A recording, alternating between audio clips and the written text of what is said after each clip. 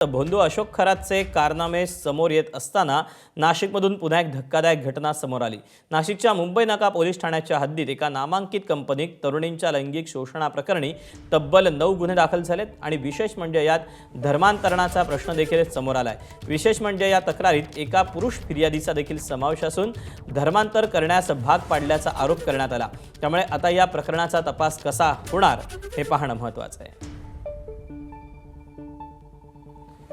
दरम्यान मुंबई नाका पोलीस ठाण्यासमोरून आढावा घेतला नितीन ओझानं। एकीकडे या भोंदू अशोक खरातचे काळे कारनामे बाहेर येत असतानाच दुसरीकडे नाशिक शहरात अजून एक धक्कादायक घटना उघडकीस आली आहे। एका नामांकित असलेल्या कंपनीत अनेक मुलींवर अत्याचाराची घटना समोर आली आणि त्यानंतर पुन्हा एकदा नाशिक शहरात एकच खळबळ उडाली आहे।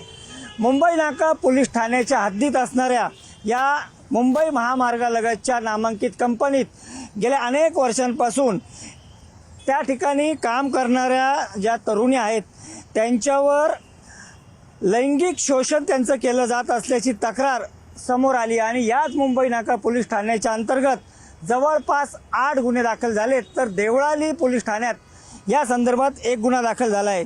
विशेष म्हणजे ही जी कंपनी आहे या कंपनीमध्ये जवळपास 150 ते 160 लोकांचा स्टाफ असल्याची प्राथमिक माहिती असून या सगळ्या कंपनीत काम करणारे जे तरुण किंवा तरुणी आहेत हे ग्रॅज्युएशन केलेले, MBA केलेले आणि फायनान्स क्षेत्रातली माहिती असलेले आहेत। त्यामुळे एवढं मोठं कंपनीत नामांकित असलेल्या या कंपनीत अशा पद्धतीनं त्या ठिकाणच्या वरिष्ठांनी वेगवेगळे आमिष दाखवून या काम करणाऱ्या मुलींवर अत्याचार केल्याचं समोर आलेलं आहे। आणि याचबरोबर ह्या सगळ्या घटना समोर येत असतानाच अजून एक धक्कादायक यात समोर आला आहे की जेणेकरून कुठेतरी धर्मांतराचा देखील प्रश्न आता या सगळ्या केसेसमधून समोर आला आहे। त्यामुळे नेमकं हा सगळा प्रकार काय आहे याबाबत आता SIT स्थापन करण्यात आली आहे, त्याचा तपास देखील आता वेगाने सुरू आहे आणि या सगळ्या प्रकरणातील जे सत्य आहे ते लवकरच बाहेर येईल।